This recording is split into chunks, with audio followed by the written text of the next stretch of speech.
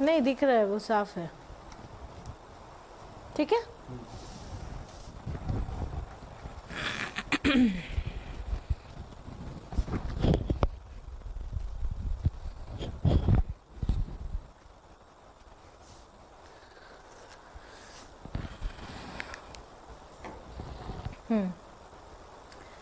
नमस्कार। आज TTC and LRDC द्वारा वीडियो रिकॉर्डिंग की श्रृंखला में हम CS 3001 का अपने सिलेबस का नेक्स्ट टॉपिक लेंगे।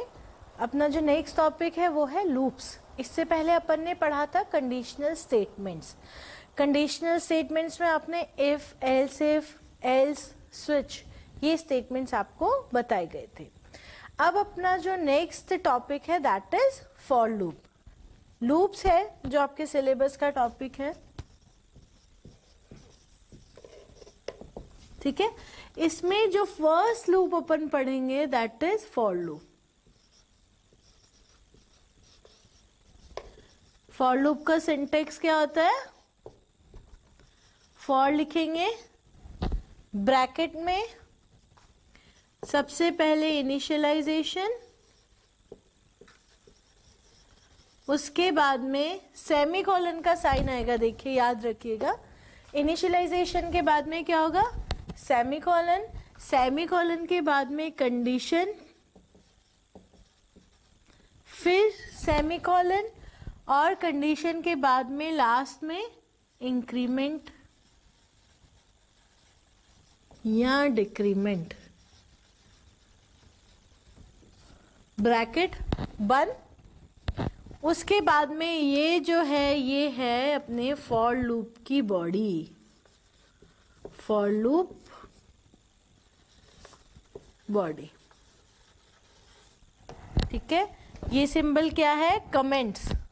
सिंगल लाइन कमेंट अपन किससे करते हैं? डबल स्लैश के through.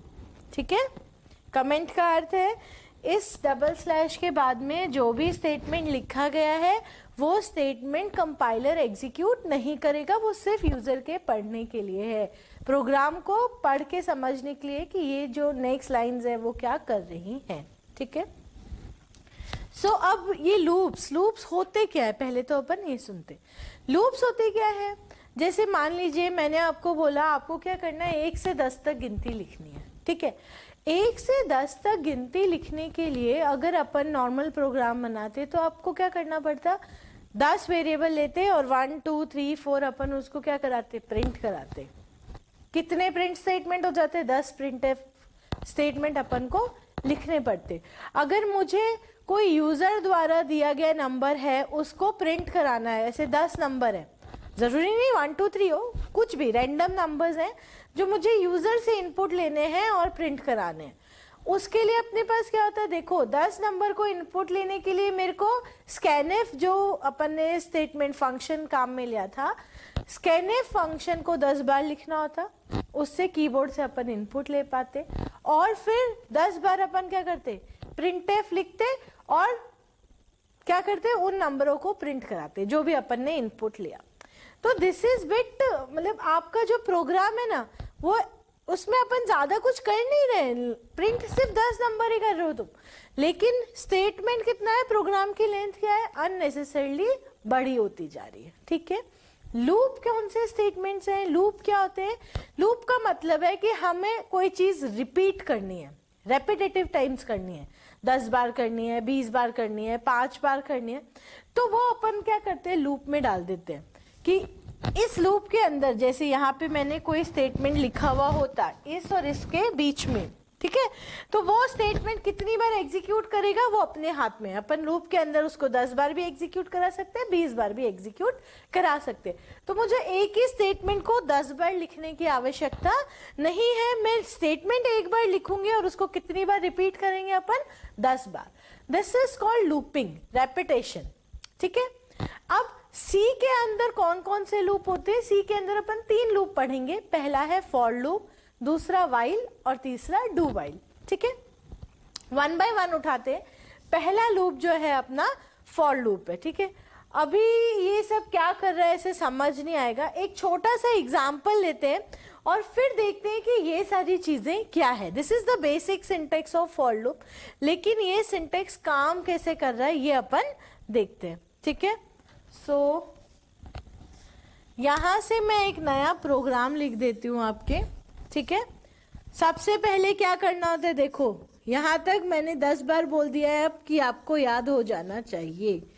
Hash include stdio dot H, header file डाल दी अपन ने। फिर अपना मेन, वॉइड मेन, ठीक है, मेन की बॉडी शुरू। टास्क क्या है, हम किस लिए रेपिटेटिव टास्क करें, मैं कह रही हूं मुझे 1 से लेकर कितना प्रिंट करना है, 10 तक प्रिंट करना है, ठीक है। उसको अपन एक रेपिटेटिव टास्क है, गिनती लिखनी है हमको, प्रिंट करानी है मॉनिटर पे। तो अब वो टास्क अपन पूरा किसके थ्रू करेंगे, अपन इस लूप के द्वारा पूरा करेंगे। तो 1 से 10 तक लिखना है मुझे, तो मैं एक बार तो ले लेती हूँ इंटीजर आई, क्योंकि 1 2 3 लिखना है ना, तो वो इंटीजर नंबर है, तो अपन क्या प्रिंट कराएंगे, इंटीजर नंबर प्रिंट कराएंगे, ठीक है। अब देखो फॉर स्मॉल है ये सब, i is equals to 1 semicolon, semicolon है देखो, है ना। i is less than equals to 10, कहाँ तक नंबर प्रिंट कराना है अपन को, मैंने क्या कहा 10 तक प्रिंट कराना है, ठीक है।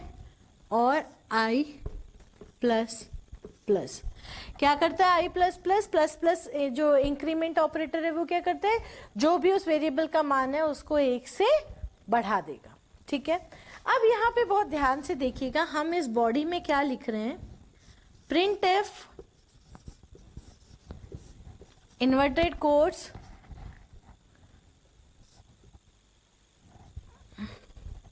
मैं ऐसे लिख देती हूँ, i is equals to %d \n, backslash नहीं करूंगी तो क्या होगा बताएंगे अभी, और प्रिंट क्या करना है मेरे को, i, ठीक है। ये फॉर लूप यहाँ खत्म हो गया और ये जो मेन है ये यहाँ खत्म हो गया। देखो मैंने सिर्फ इतनी सी एक छोटे से प्रोग्राम लिखा है, अगर यही मैं फॉर लूप काम में नहीं लेती ना तो 10 बार तो मुझको प्रिंटफ ही लिखना पड़ता, ठीक है। और एक ही वेरिएबल डिक्लेयर करके अपना काम हो गया। उस टाइम अपने को क्या होता है, अपने को 10 अलग अलग वेरिएबल डिक्लेयर करने पड़ते हैं, एक का मान 1 होता है, एक का 2 होता है, एक का 3 होता है, ऐसे 10। अब 10 तक तो चलो 5 10 आप लोग फिर लिख लोगे, मेरे को 1000 तक गिनती लिखनी हो तो क्या मैं 1000 वेरिएबल और 1000 बार प्रिंटफ लिखूंगी, this is not a good practice, है ना। ये लिखना इसको लिखना ना पड़े इसलिए हम क्या यूज लेते हैं, रूप्स। रेपिटेटिव जो भी काम अपन कर रहे हैं ना, एक ही जैसा काम रेपिटेटिवली कर रहे हैं, तो अपन क्या काम में लेंगे, लूप्स काम लेंगे। अब आप यहाँ पे देखिएगा कि फॉर लूप किस प्रकार से काम करता है, ठीक है। अब अपन आते हैं सबसे पहले यहाँ पे देखो सिंटेक्स में क्या लिखा है, सबसे पहले क्या होना चाहिए, इनिशियलाइजेशन। इनिशियलाइजेशन मतलब ये लूप चला रहे हैं अपन, रिपीट कर रहे हैं ना, तो रिपीट जो रेपिटेशन है वो शुरू कौन से नंबर से करना है, इनिशियलाइज मैंने जैसे यहाँ पे क्या किया है, i को बराबर क्या कर दिया है 1, यानी i का मान शुरुआत में कितना होगा 1 होगा। उसके बाद में मुझे सेमीकोलन लगाना है, यहाँ पे सेमीकोलन लगा हुआ है। उसके बाद में मुझे लिखनी है कंडीशन। कंडीशन क्या होगी, अब ये लूप ना शुरू कहाँ से हो रहा है, 1 से, मुझे कहाँ तक गिनती लिखनी है, 10 तक गिनती लिखनी है। तो मैं क्या चेक करती रहूंगी कि क्या इस i का मान 10 से छोटा या बराबर है। जैसे ही इस i का मान 11 होगा मेरा ये लूप टर्मिनेट हो जाना चाहिए। इफ के अंदर अपन क्या लिखते थे, कंडीशन लिखते थे। इफ कंडीशन है ना, ब्रैकेट में कंडीशन, जब तक वो कंडीशन ट्रू है तब तक इफ के अंदर का ब्लॉक एग्जीक्यूट होता था। उसी तरह फॉर के अंदर ये जो कंडीशन है जो दूसरे नंबर पे अपन ने लिखी है, ये कंडीशन जब तक सही है यानी ट्रू है, यानी 0 नहीं दे रही है, कोई भी नॉन जीरो वैल्यू आ रहा है, तब तक मेरे ये जो फॉर लूप है ये क्या करेगा, उतनी बार रिपीट करेगा, उतनी बार क्या करेगा, रिपीट करेगा। अब देखो i का मान एक बार 1 हो गया है ना, तो 1 is less than equals to 10, 1 10 से छोटा है, तो अपन क्या प्रिंट कर देंगे, i का मान प्रिंट कर देंगे। लेकिन अब क्या हर बार आई को 1 थोड़ी लेंगे, मुझे तो गिनती प्रिंट करानी है ना, आई का मान 2 होना चाहिए, 3 होना चाहिए। तो अपन क्या करेंगे, यहाँ पे ये देखो इंक्रीमेंट या डिक्रीमेंट दोनों में से कुछ भी कर सकते हैं अपन, डिक्रीमेंट। तो यहाँ पे मैंने क्या किया है, आई के मान को 1 से क्या कर दिया है, बढ़ा दिया है।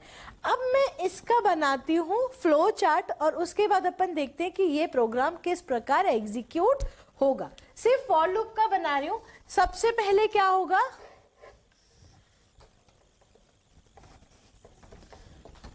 इनिशियलाइजेशन,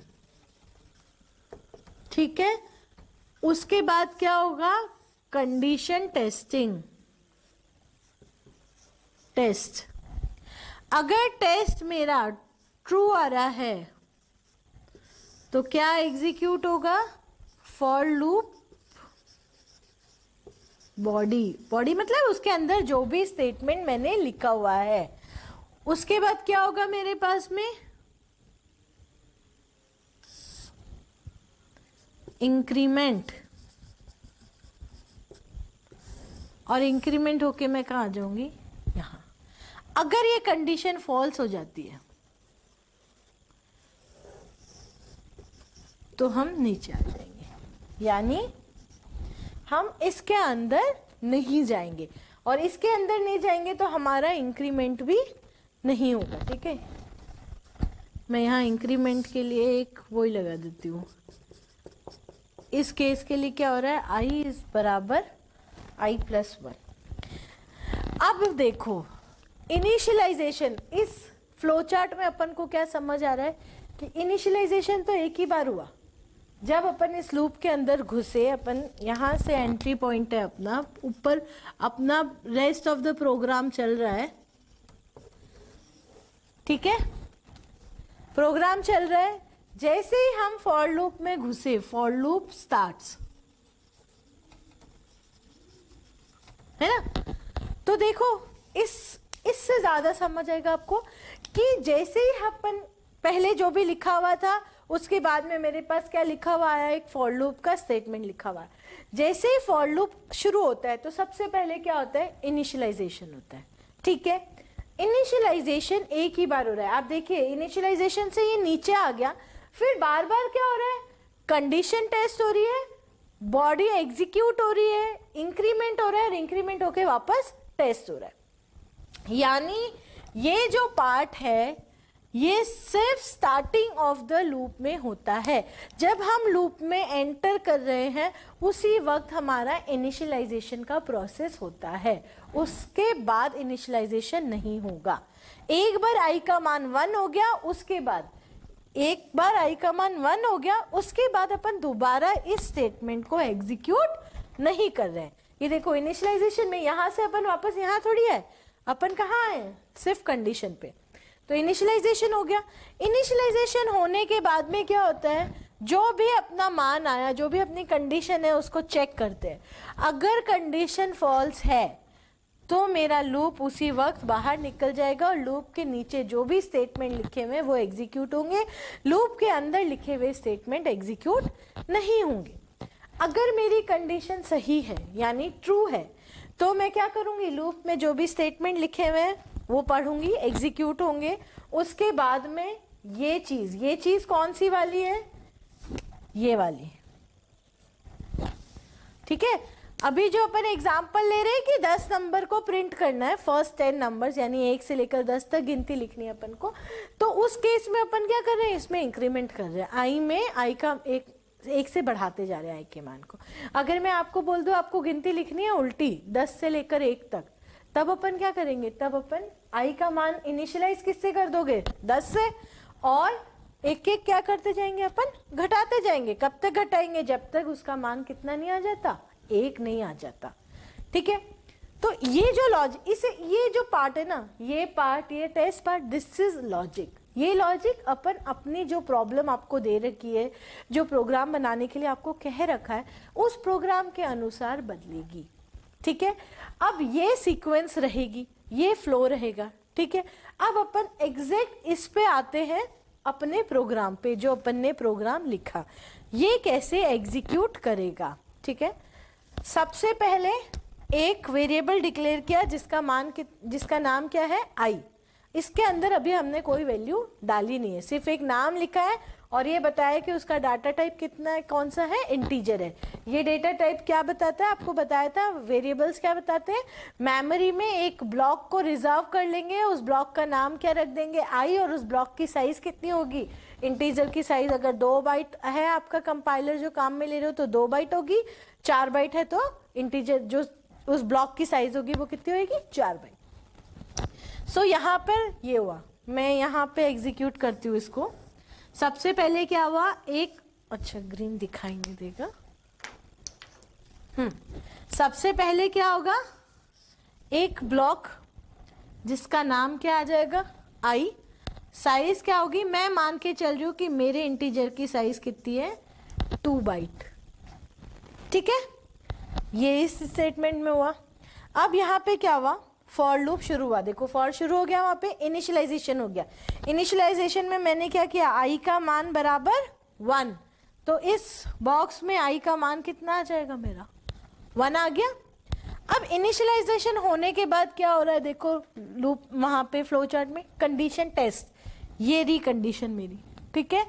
आई की जगह तो क्या आ गया, 1 is less than equals to 10, ये तो सही है ना, मतलब ये वैल्यू कितनी हो गई, ट्रू, ट्रू हो गई। अगर ट्रू हो रहा है यानी ये इधर जाएगा, उधर तो नहीं जाएगा। अगर ट्रू हो रहा है तो मेरा क्या होगा, फॉर लूप की जो बॉडी है, फॉर लूप की बॉडी में मैंने क्या लिखा है, इन्वर्टेड कोट्स में जो लिखते हैं ये एज इट इज प्रिंट होता है।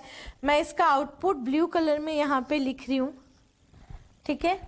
आउटपुट में क्या आएगा, आई बराबर, ये तो एज इट इज प्रिंट होगा। अब %d रिप्लेस किसको रिप्लेस करेगा, इस कॉमा के बाद क्या लिख रखा है मैंने, आई, आई का मान कितना है 1, ठीक है।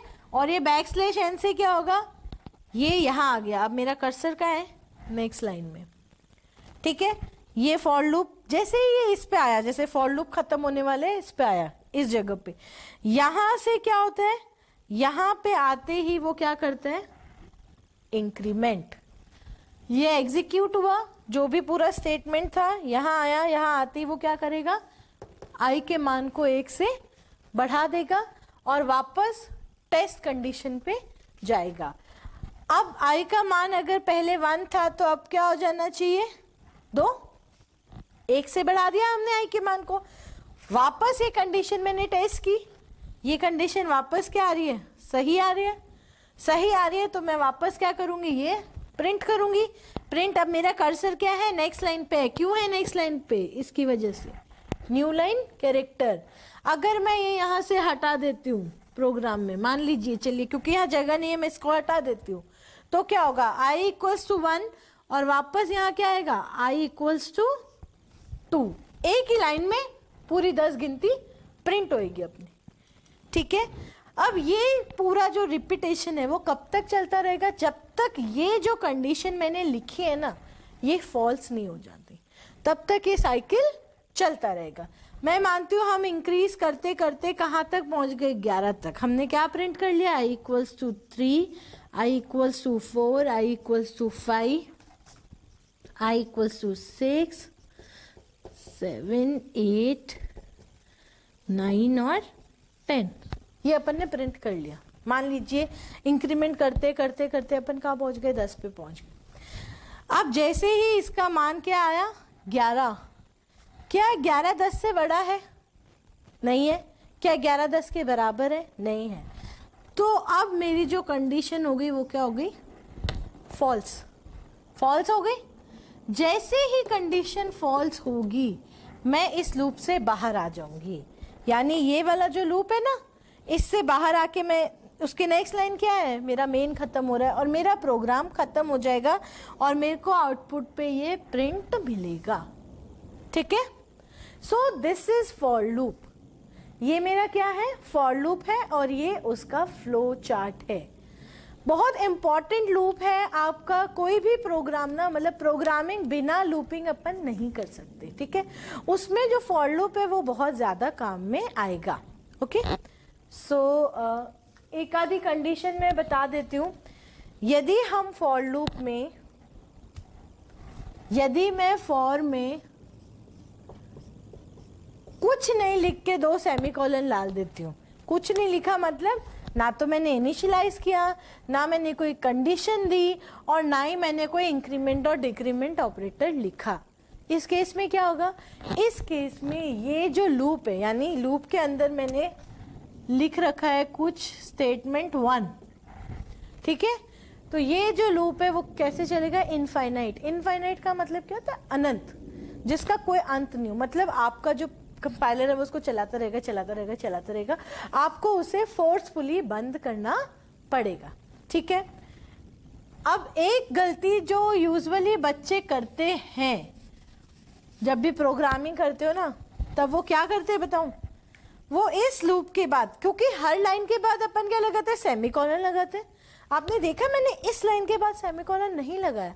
अगर आपने यहां सेमीकोलन लगा दिया तो ये जो चीज है ना वो प्रिंट नहीं होगी। फॉर लूप, ना इवन फॉर लूप, इफ है, एल्स है, फॉर है, वाइल, डू वाइल, जो भी अपन रिपीटेशन कर रहे हैं या कंडीशन दे रहे हैं ना, उसके आगे अपन कभी भी ये वाला जो सिंबल है ये नहीं लगाते। ये सेमीकोलन क्या बताता है? ये स्टेटमेंट यहाँ खत्म हो गया, अब नेक्स्ट लाइन एग्जीक्यूट करो। लेकिन मेरा लूप क्या कहता है कि हमारा लूप खत्म ही नहीं हुआ। कब तक खत्म नहीं होगा? जब तक ये कंडीशन चलती रहेगी। तो ये तो रिपीट हो रहा है ना, खत्म नहीं हुआ। तो खत्म नहीं हुआ इसलिए अपन इस चीज को यहाँ पे नहीं लगाएंगे। नॉर्मली बच्चे कई बार जो प्रैक्टिस रहती है यहाँ पे सेमीकोलन लगा देते हैं, जो कि गलत है, ठीक है। तो ये कुछ छोटी बातें हैं जो अपन को ध्यान में रखनी है। अब मैं क्या करती हूँ, आपको एक फॉर लूप से ही अपन 2-3 छोटे प्रोग्राम्स बनाते हैं, और ताकि आपको अच्छे से फॉर लूप समझ आ सके। ओके, सो वो मैं नेक्स्ट क्लास में लूंगी। Thank you.